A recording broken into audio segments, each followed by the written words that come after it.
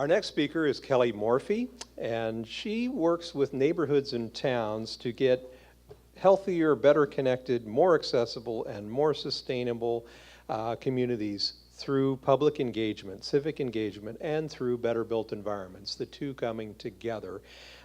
She's a communications director for Walkable and Livable Communities Institute, and also currently a member of the team of Dix Height and Partners, a landscape architecture firm that also works with public realm planning and based in Orlando. Kelly inspires residents and leaders alike to start projects with an understanding of their shared values. And we wanted to close this session with an opportunity to see how we engage with the public, how we inform the world about our plans for the future. So that I'm going to turn it over to Kim. Thank you.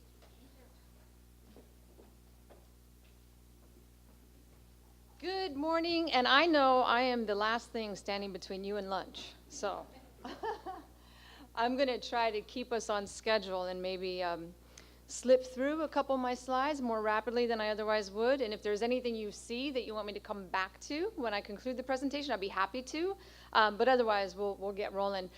Yes, I am Kelly Morphy. I'm with the Walkable and Livable Communities Institute. I'm a board member there, former staff for the Institute.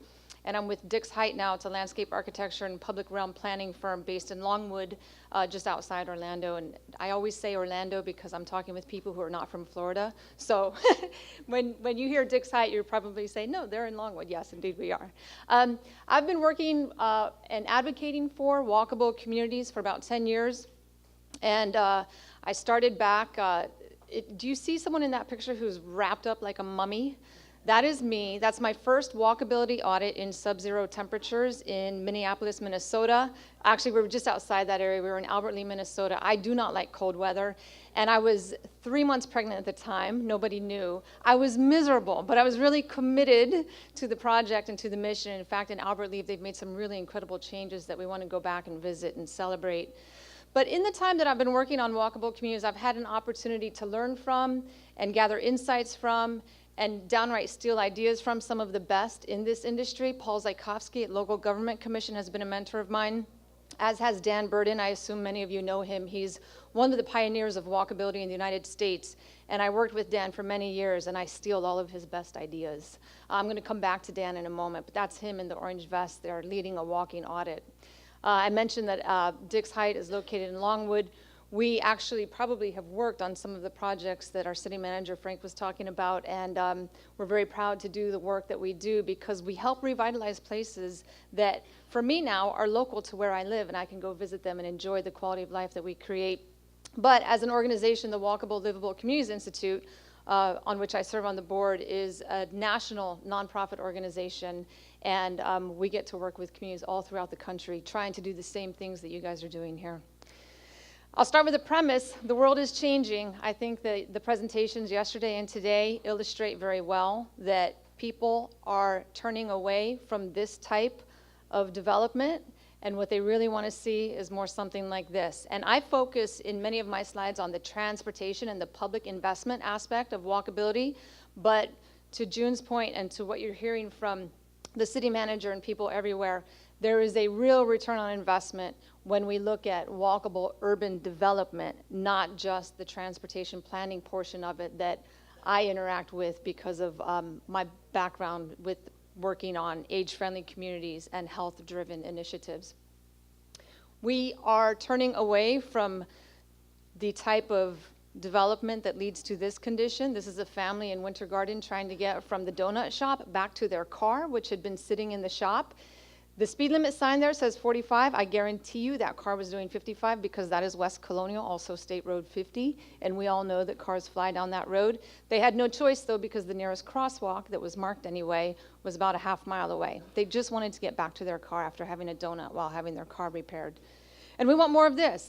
June called it a NORC. It's a naturally occurring retirement community. All of us want to have this when we grow up and mature, which I'm still waiting to do myself.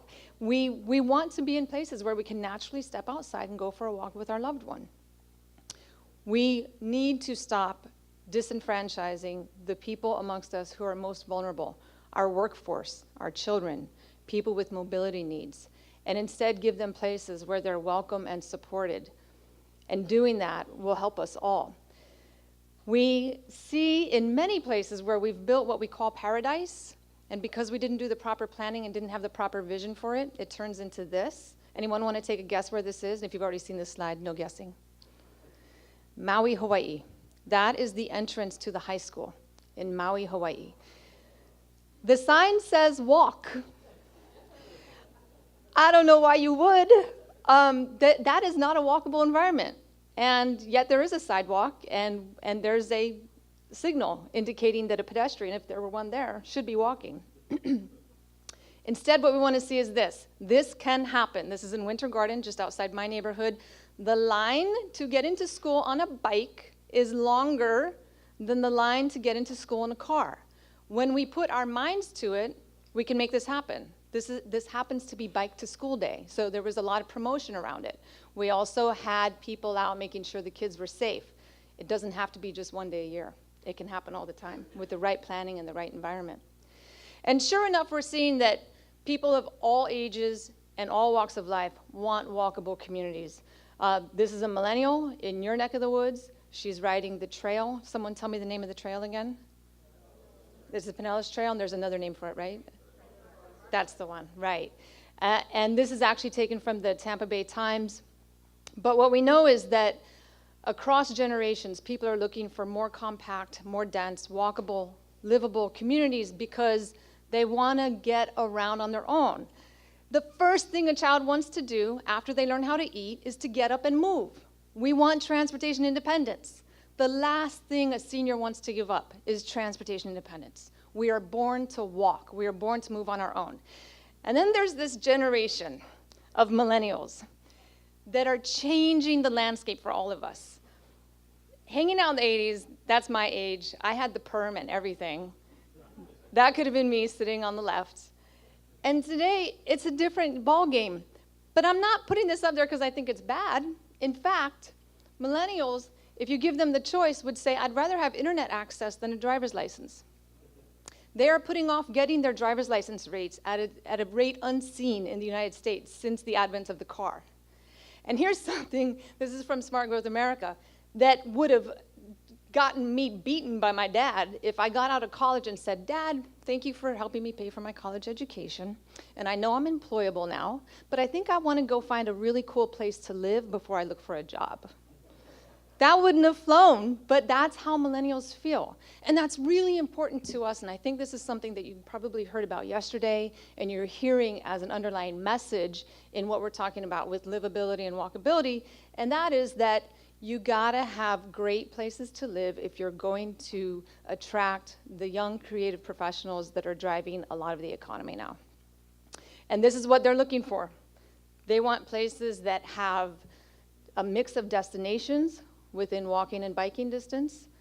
They want the infrastructure and the routes to get there, the sidewalks, the paths, the crossings, the streets. They want it to be a pleasant journey. You need trees. You need street furniture so people can stop and take a rest.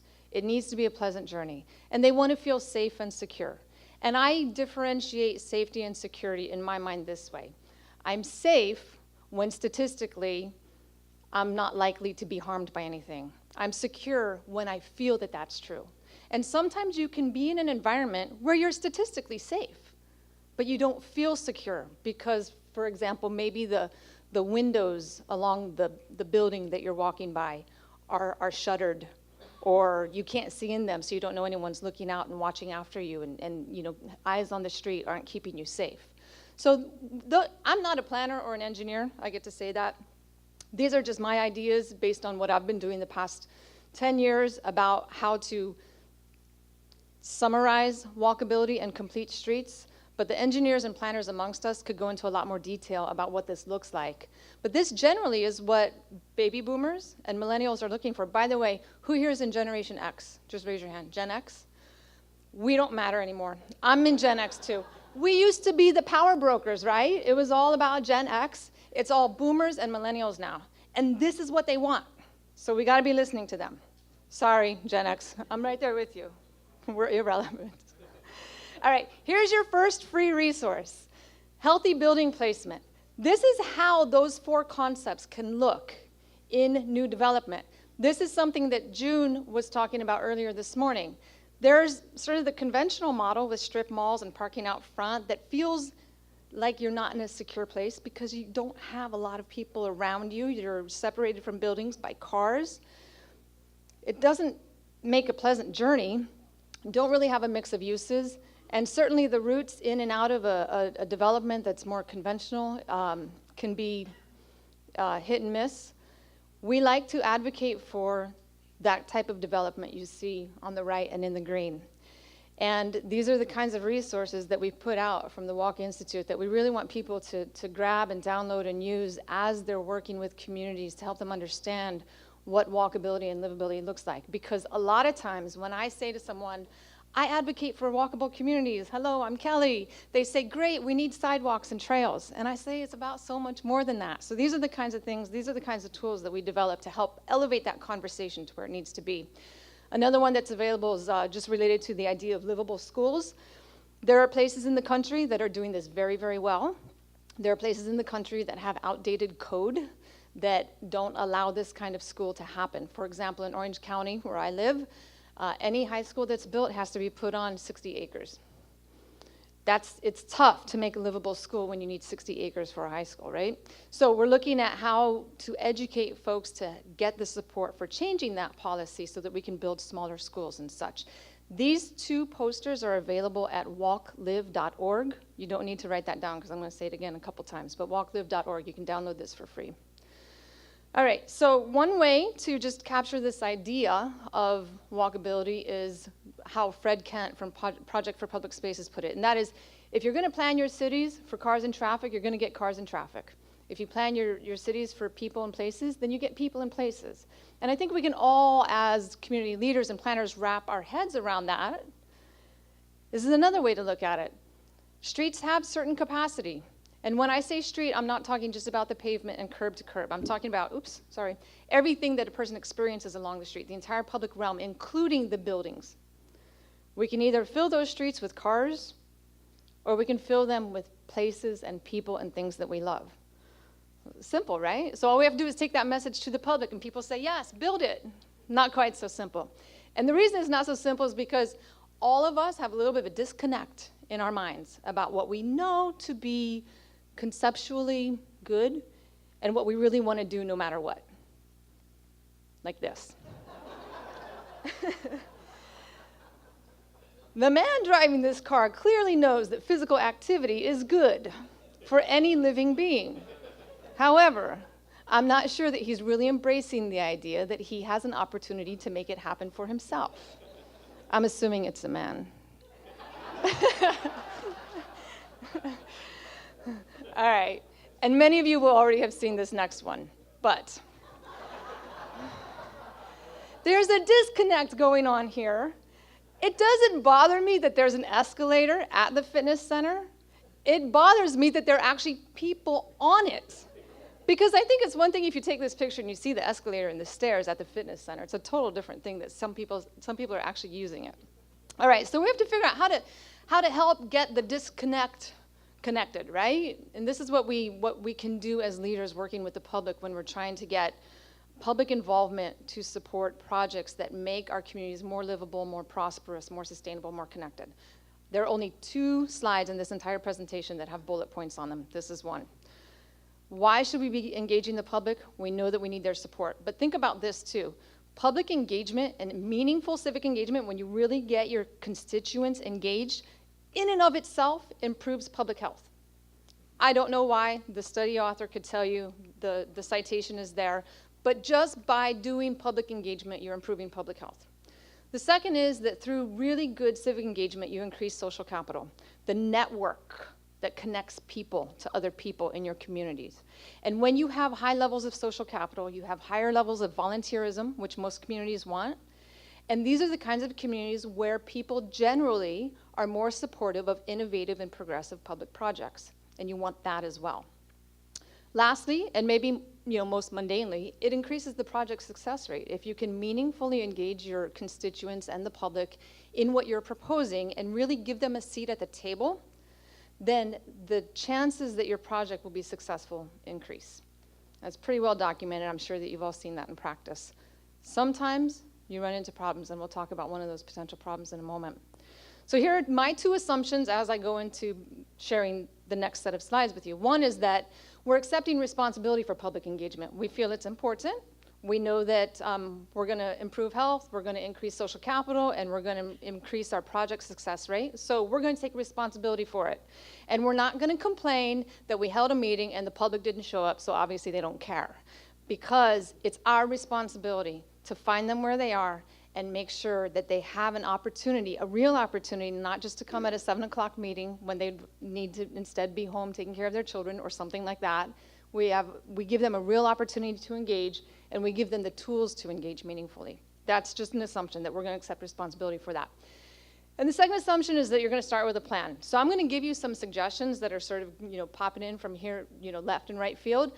But I'm assuming that when you go into a project or a public involvement process, that you're actually working with your communications team and you're developing a plan that, identifies, potential issues, who's going to be concerned about this, what are the key messages, what are our different venues of our media for getting the word out, et cetera. So I'm not going to address those as we go through these next slides. My first suggestion is this, though. Accept and embrace that people have an emotional connection to their built environment. So we'll let that sink in for a moment. We all have place attachment. These are my kids, and by the way, I put my kids in every presentation I do, so there you go. I have an attachment. I live in the suburbs too, by the way. This is outside my house. I have an attachment to this sidewalk in front of my house because it's where my daughter learned to run. It's where my son learned how to ride his bike. It's where we go outside to take our first day back to school pictures. And it's also where I take my kids when I want to get a picture of us all heading off to the Orlando City soccer game. I have a real attachment to this place. If someone came to my house in the middle of the day while I was at work and dug up my sidewalk and replaced it, even if it was with the same sidewalk, I'd be mad. And you can all understand that. It doesn't mean that conceptually I wouldn't get that it needed to be done. So I'm just saying that when we start working with the public, accept that when you go to suggest to them that you would like to make changes to their built environment, even if they're good changes, change is hard, sometimes because we have place attachment. So be understanding and not dismissive. Embrace it and use it to your advantage. This is a quick example of a project we're working on right now at Dix Height called Lake House in the Ivanhoe area of Orlando. We started working with the developer and found that what they were proposing was not being accepted by the community. And I don't know if you can read that, but basically their project got delayed because the community had said, this isn't what we want. This doesn't look like us. It doesn't look like the character of our community. And so the developer engaged us. We went back to the drawing board a little bit, not to square one, but we started putting together a redesign that responded to the community's wishes. And then we had to go tell the story to the community, help them understand what we were redesigning and how we were responding to their wishes. So this is where the development's going to go. This is the existing condition. And this is what is now proposed. And, certainly you could imagine that this project could have been designed any number of ways. What was originally designed was not what the community really wanted to see there. So we worked with the developer to go beyond, just slapping a development down there. It's 9 stories, it's mixed use, it has some work. It's not work-live space, it's actually more of an office co-share space. But we reworked it so that instead of the community now having this, which doesn't provide them any benefit, you could say that if you looked at the existing condition and, we're going to give the community this, that's so much better. They should really be excited about this. But that's a change that doesn't bring them a benefit. It's not really adding to their quality of life. So instead, they wanted a coffee shop.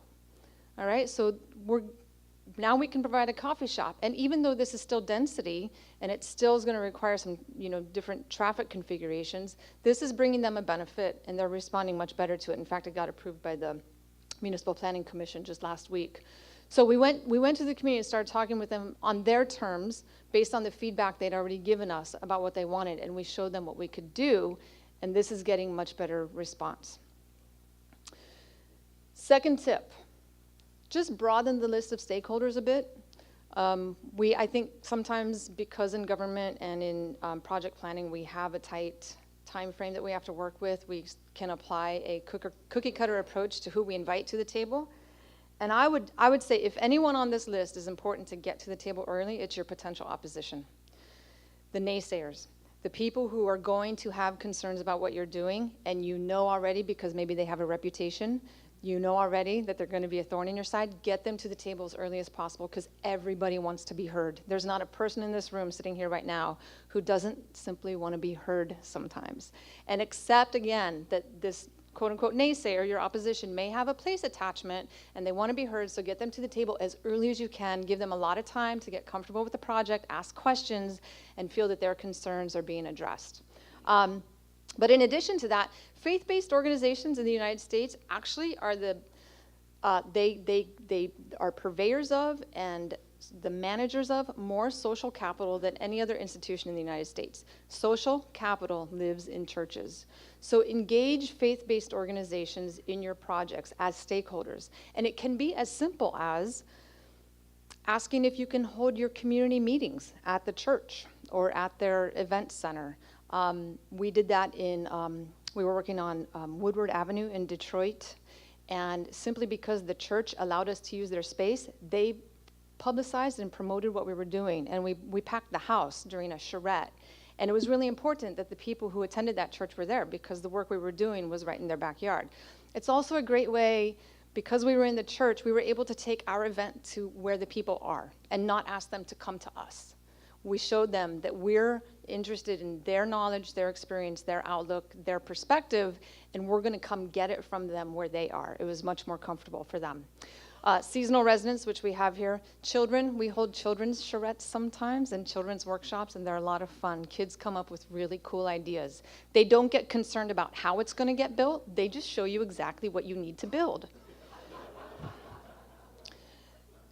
They draw straight sidewalks. How many times have we looked at plans that have these meandering sidewalks that are supposed to be beautiful, but they are only from an aerial perspective, and then when you're actually down on the ground trying to walk it, I mean, if you're with a stroller or in a wheelchair or using crutches or you're caning, you're done, right? Kids, they're utilitarian. So have your kids draw your first renderings, actually.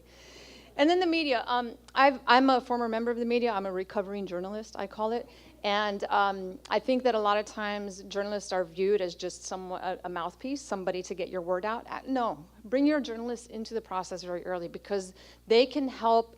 If you can help a journalist understand the bigger picture, which is what they want, then they can help convey that accurately and fairly to your constituents. And of course, it's also an important method of promotion of events and meetings and such. Build cultural competence. In most parts of the country, there is a need for multilingual outreach. And I would say go beyond translation. Actually, culturally adapt your messages. If a message isn't going to resonate with somebody in your community who speaks primarily Spanish or Hmong or Sikh, then adapt that message in a way that makes it meaningful to them. An example of this is from outside of the world of walkability. I used to work for an air pollution control district, and we used to talk a lot about carpooling, carpool, because it's a way of reducing vehicle emissions and improving air quality. And for our Spanish-speaking community in the Central Valley of California, where I was, that message didn't mean anything because they already van-pooled every day to work. So what did mean something to them was they had a car they would use on the weekends to take their kids shopping. So our message to them, it's like I'm speaking the truth. You see, I just said go to faith-based organizations. Do you see that? Wow. Yeah. Woo.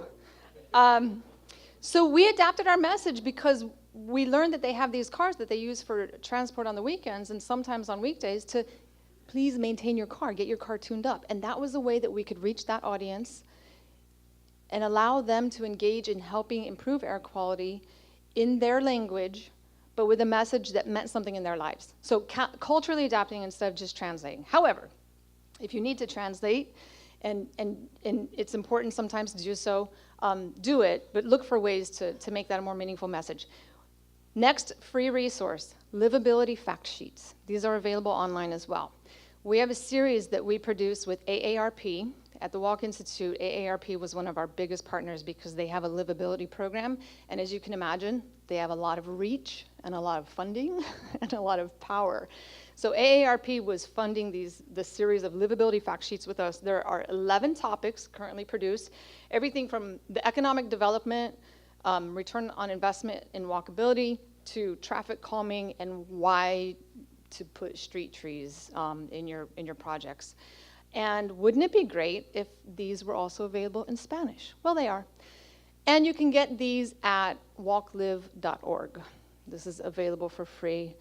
These are designed intentionally to be great for both lay audiences and technical practitioners. So what we did is we wrote them in lay language. So anybody can read them and understand what this all means. But for the technical practitioners who are going to question the validity of what we say in these, we cited everything. So all of the citations and the research is available in the fact sheet itself. We want people to use these to educate each other. One of the ways that we've promoted them in the past is for community advocacy groups to use them to help educate their elected officials, so that elected officials understand how this stuff works, and then the elected officials can ask staff to start working on some of this stuff. But you have the opportunity to use it more from the top down and share with your constituents who may not necessarily be on board yet with some of these concepts. This is what was alluded to in my introduction, and that is that we really need to start with the base of shared values when we start conversations with the public. So all across the country, I've participated in walkability workshops, and often we will start with a values clarification exercise. And it's not so much because we need to understand what the community's values are as we go into this process, but it's because we need each person in the room to understand that they have shared values. So we'll ask people, okay, maybe go up to the board and put a little sticky note on it with the 5 things that you really want to see as an outcome of this, livability project or, public infrastructure project, whatever it is. And people start putting stuff up. And, we ask them to sort of group it together. Okay, if you want street trees and someone else says great landscaping, that's sort of the same topic, so just group that together. Or if you want to see a reduction in crime and someone else said safe streets, then, that's sort of the same thing, so put it together. Invariably, my little secret is, I don't tell people this in advance, but invariably, it comes down to 4 or 5 things. As human beings, we typically have the same desires. We need to understand that because where we differ is how to get to meeting those desires. So what do you think the top 4 are that people would say are important to community revitalization and their neighborhood and making it a great place to live? Just name a couple. Shout them out. Safety. What else? Parks. Beauty. Kids. Education and jobs. What you guys just said? All across the country. I've done this from California to Pennsylvania. We want the same things. And that's important for us to understand as we get around a table and start working on how to develop a project or where to lay out a street, because we have to understand we really do want the same stuff. So let's come together and work on it from that base of shared values. And when we engage with the public, we're looking to do what I call reciprocal learning. To make people heard, you have to really listen. Right? And so we're really listening to people, really understanding what they need. We can't always meet every need, but we have to understand what the needs are. So we can't brush people off just because we don't want to hear what they say because we can't meet the need, but we have to hear it. And we also, in the work I do, we like to do a lot of showing instead of just telling. So we do a lot of walking, we do a lot of, experiencing the environment together. And in fact, I just saw this on Facebook this morning. In fact, these engineers in Columbus, Ohio, are starting to do street audits on bike so that they have probably the quintessential opportunity to do some reciprocal learning. They're out in the community biking and experiencing the environment in a way that helps them take knowledge back to their desk and design things for a person and not just from an aerial perspective, right? And this was the basis upon which Dan Burden, the founder of the Walk Institute, started doing walking audits. He worked for the Florida DOT, and he ended up becoming the first statewide pedestrian bicycle coordinator in the entire country. So Florida actually had the very first position called that, and that was Dan's role. And he was working with engineers on an intersection, and he realized the engineers had never visited the intersection. So he took them out and he walked the intersection with them. And one of the stories he tells is that as they were at this intersection, there was an overpass, a pedestrian overpass about halfway down the block. And they watched a woman walk up with two kids, one in a stroller and one on foot. And the overpass had a ramp, and it appeared to be properly graded and scaled. It met ADA requirements. And they watched the woman send her one child up the ramp and over the overpass while she crossed at grade with the stroller. And they couldn't figure out why someone would do that. And so they chased her down, and probably after scaring the bejesus out of her, they asked her, "Why'd you do that?" And she said that she had had a C-section, and she couldn't walk up the ramp. She couldn't push the stroller up the ramp because of her C-section, so she had to cross at grade. Now, when you're sitting at a desk designing something, you don't think about that user. But if you go down on the street and you observe how people use the built environment, then you start thinking about that user. And that's why Dan has sort of pioneered this idea of a walkability audit, which we use all over the place. We need at walkability audits to have a diverse group of stakeholders at the table. You need the city planner, you need the public, you need the police chief and the fire chief, because they're gonna be the first ones to tell you that you can't make streets narrower because the fire trucks don't fit. They do, the fire trucks do fit, we all know this. So you gotta get all these people together so that we're starting from that base of shared values, and then we're building a conversation in these walking audits that get all the perspectives coming together in a way that really leads to solutions. We usually start our walking audits with some sort of, laying the foundation. So we'll go over basic principles and just ask people to respond to what they see. So, this is a placeless place. This could be anywhere in the United States. I think it happens to be in Arkansas. But we ask people to share, what do they think about this environment? Because we want them to think about when we go out on the street and do the walking audit, what are they going to see and what are they going to be looking for? And then as folks start, responding to what they're seeing, we say, yes, there's the sidewalk and there's the crosswalk, right? The basics. And yes, you need the street trees, you need the benches, you need place for people to sit. But then this is where we really elevate the conversation. We need eyes on the street. If anyone's going to use that park, then there has to be other people around looking out for them. And this is a great place to live, isn't it? Now we've transformed this place through pictures, but we're also transforming people's thoughts about walkability through the conversation. Next free resource. If you want to do a walkability audit or a walking workshop, there is a walkability workbook online that was produced with funds from EPA that is available at, guess, walklive.org. And it's available for free, and it'll help you actually go through the process and scheduling and everything, a walkability workshop. So you can use that to get a great workshop underway. When we do workshops and when we are looking at any project, any place, we look to tell the story. And this is sort of reinforcing what June said earlier, which is the importance of storytelling. Whether you're talking about a policy, a program, or a project, there's always a story to be told that makes it meaningful to the people it affects. Find that story and tell it. And don't stop telling it until everybody that you can reach has heard it, because that's what makes a project meaningful to anybody. This is in Fort Worth, Texas. We were doing a workshop. We went out with the engineer. We were doing a walkability audit, and we saw this family crossing this is actually a residential street that's emptying onto an arterial. And I'm sorry, it's a collector emptying onto an arterial. And we just saw this family crossing this little collector, and we thought, oh, we'll just watch and see what they do. And you can see they have two young children, and it's a part of Fort Worth. This particular stretch of this arterial is very dangerous. There are many uses along the street that create desire lines for pedestrians to cross, but not a lot of good crossings, and it's high speed and it's multi-lane. So we watched them and we took pictures of them, probably scared them. The little girls are looking back like, why are you taking pictures of us? But this was really important, and you'll see why in a moment. We just took pictures. What are they going to do? What are they going to do? Sure enough, they start darting across the street. All right, now we're capturing this. This is the story of this street. Look, it's 4 lanes. I think the posted speed limit was 40, but in practice, it's probably more like vehicles going 55. this is what we're forcing families to do on the street. That's the story of the street. So we took those pictures to a meeting that night, and only 3 people showed up to the meeting, but one of them was a city commissioner. He saw the pictures and he said, we have to fix this now. He commissioned us to create this vision, and as of 2 years ago, they secured the funding, and they're starting to revitalize that stretch in Fort Worth to be something like this. And this is all based on this one city commissioner seeing that photograph. So look for that photograph, look for that story, whatever it is. And in this case, it was a community group working up to a city commissioner, but as community leaders, we have the same opportunity to engage our public the same way, right?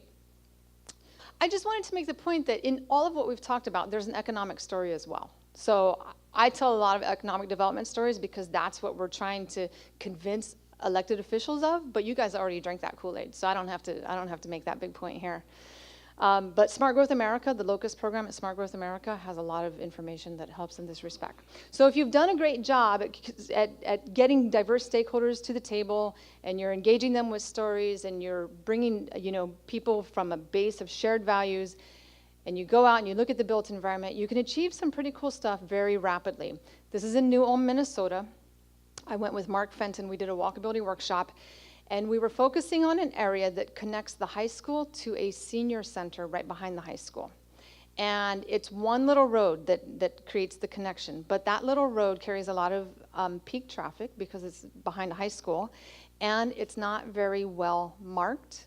And it tends to be a little bit high speed. Yep, this is it. So what you see in the parking on the left is actually the high school parking lot.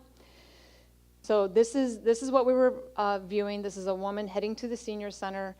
I'm going to just fly by that. We were able to get pictures of the existing conditions. There's the crossing I was looking for. So this is the amount of support that's provided for high school kids going to the senior center and seniors crossing over to the high school and the associated park. And we got the walking audit group together and said, we really can do better than this. And there's simple changes you can make. So within 3 months, because we had the right people at the table, they had built this. It's a mid-block crossing, which provides refuge for the person crossing, so you can cross 1 lane at a time instead of 2 lanes at one time. And it helps slow vehicles down a little bit because it's sort of visually a little bit intimidating. And it gives, does anybody know what the crossing is doing, why it's aligned in the way it is? I'm sure we have an engineer here. Yeah, so that's called a Z crossing. Let me see if I have a better picture of it. It's called a Z crossing, and what it does is when you get into the median island, you actually are forced as a pedestrian to turn toward the traffic that's coming at you, so that you see the cars coming at you, they see you, and you're more likely to make eye contact and thereby reduce the risk of a collision. But this was all constructed within 3 months because we had the right people at the workshop, right? So I think this is where there's a huge opportunity in all of the public outreach we do. And June mentioned this point earlier. We have to show people what their environment will look like after we change it and what it will feel like, because it's hard for most of us to read plans or read policy and understand what that means, right? We're very visual as a public. We want to see things. Does anyone know where this is? It's pretty placeless, right? Does anyone remember driving by this morning on your way into the parking lot? It's right out there, all right? So I'm just going to start with, this is not a criticism of the college, because this is a missed opportunity that has been repeated all over the United States for many, many years. That is a bus stop that you see under that lamppost. That is a bus stop. That is a bus bench. There is no sidewalk. Right? So I'm not sure what we intended people to do to access this bus stop. And there certainly isn't like a real amenity there. And I don't mean to make fun of any of the development or the decisions made here, because this is what we've been doing for so long. It's been easy to do it. But when you say to someone who lives in the house across the street, okay, we're going to redevelop this, we're going to redesign it, and they're going to say, yeah, wait, what are you doing? Because they have place attachment, right? So we need to show them what it can look like, give them an idea of what it's going to feel like when they're there, and we can do that. So this is in Winter Garden again. This place could be the place out here. You know, it's sort of placeless. There's not much to it. We don't really have anything that creates a sense of place or character. It certainly doesn't feel like the kind of place you would walk, no sidewalks, etc. But we can show through renderings and photo visions, which you probably all have access to, through a public investment, how we can change that. Now, this happens to be a modern roundabout that we put here because it can accommodate, that road can accommodate a modern roundabout, which is a great solution in this location. But we also want people to see that the three corners of that intersection are developable. They're all slated for development. And so we want people to understand, when we put this public investment in, what could the rest of that look like? And this is key to retrofitting suburbia and building the better burb, is that we've got to bring places like this that people will really like and respond to their corners. Now I've taken my neighborhood and made it a walkable place because I have a destination to go to that's not just my house. And my house actually does happen to be about a half mile from this exact location. Has anyone heard of Twisty Treat? That's a Twisty Treat. We dropped it right there because I like ice cream. But when we did this rendering, we were thinking, what do the residents want to see in a place like this that's going to make them feel positive about this kind of redevelopment? Who's going to argue with Twisty Treat, right? In fact, after we created this rendering, 7-Eleven tried to buy property on the corner where the yellow bus is. And the community came out and said, we don't want 7-Eleven, we want that. Give us that. And it was all because we had, you can feel that. You can, as a person, you can, okay, I like that. When an engineer tells me they're going to blow up my intersection, put in a roundabout, I don't know what that means. But you show me that, and I'm okay with it. It works a little bit better.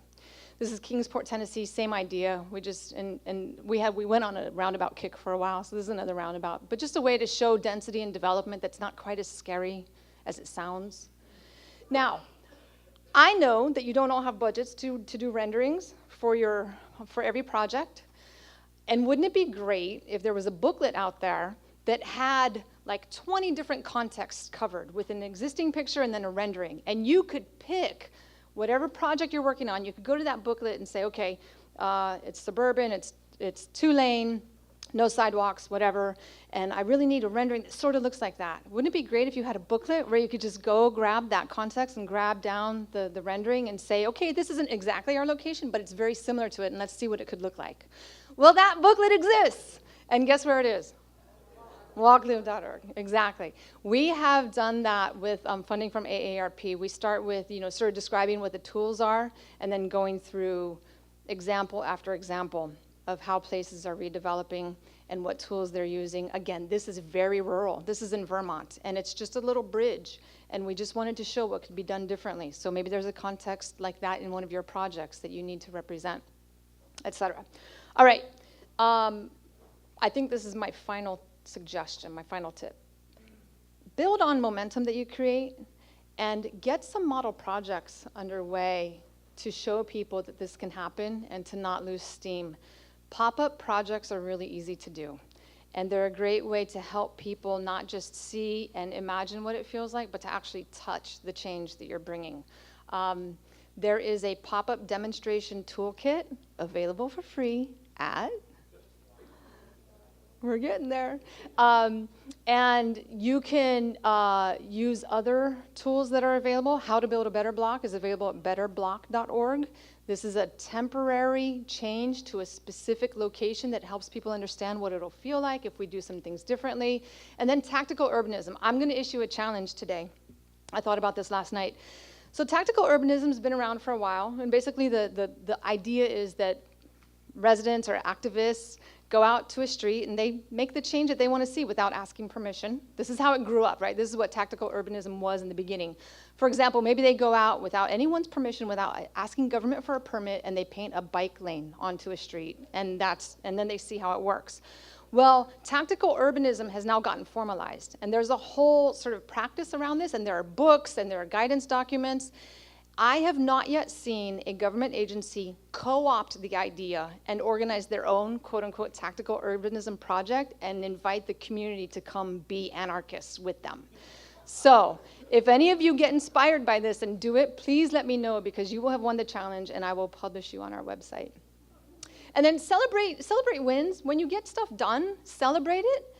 This is in, where were we? Carlisle, Iowa. We had the mayor at the walking audit, and we saw some things, we recommended them, and before we had even issued the report, 20 days later, she had already changed stuff. She had already fixed stuff. So we went back into the draft report, and we just put a check mark next to it. We were like, okay, you already did that.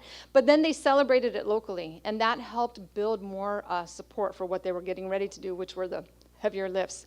And celebrate other people's victories, too. This is just from the other day. Look at this. And this, I mean, this very much relates to what you guys are talking about. Dallas to close, shrink, and make streets two-way to keep AT&T downtown. AT&T wants to be located in a place that's walkable. And in order for this location in Dallas to be more walkable, they were going to do a road diet, and they were going to take one-way couplets and turn them into two-way streets, which is better for walkability and livability. And AT&T said to the town, well, we're leaving if you don't do this. So Dallas said, okay, no, we're going to do it. That's a big deal. It's a big deal for a downtown to say, we understand how this transportation configuration doesn't contribute to walkability and that your employees want to be in a walkable place. So we're going to make that change. So when you see stuff like that, let others in your community know so that they can see other places are doing it and it works and it keeps businesses where they want to be. All right, I'm going to take a breath. We're in the final stretch. This is where, if you have a smartphone and you want to know where all those documents that I just shared with you are, you can take a picture of this slide. I think it'll also be available from Cindy on the website. But this is where I got all of those resources. They're all free, and they're easy to digest, easy to use.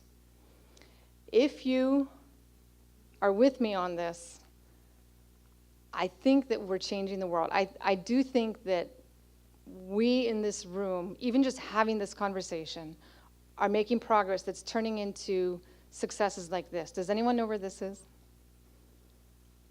No? West Palm Beach. You probably know it because now it looks like this. Yeah, that's West Palm Beach. That was all the result of a walkability and complete streets project 25 years ago. They revitalized. We're changing the world, and we can do more. Final slide, final story. This is downtown Winter Garden.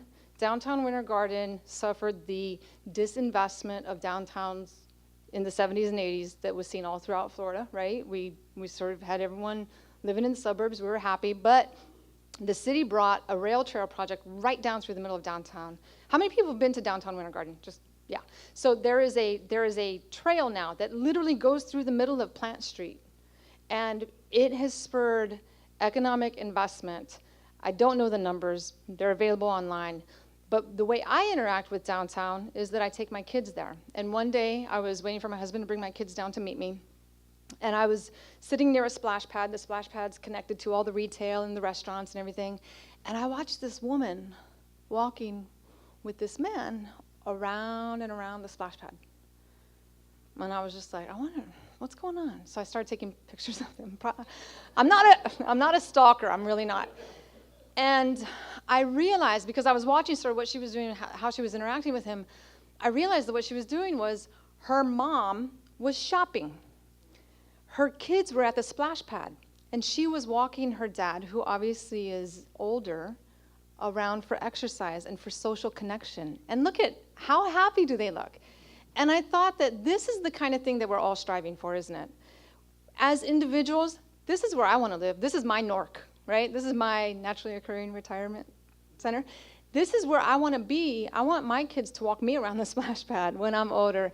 And through the work that you're doing and keeping the eye on economic development, but applying the lens of engaging your communities so that there's sustained support for this kind of work, we really are changing the world. We're building the better burb, and we're revitalizing downtowns. And I'm happy that you're all doing it, and I'm happy to be here with you. And I'm happy to stick around and take questions as well. Thank you.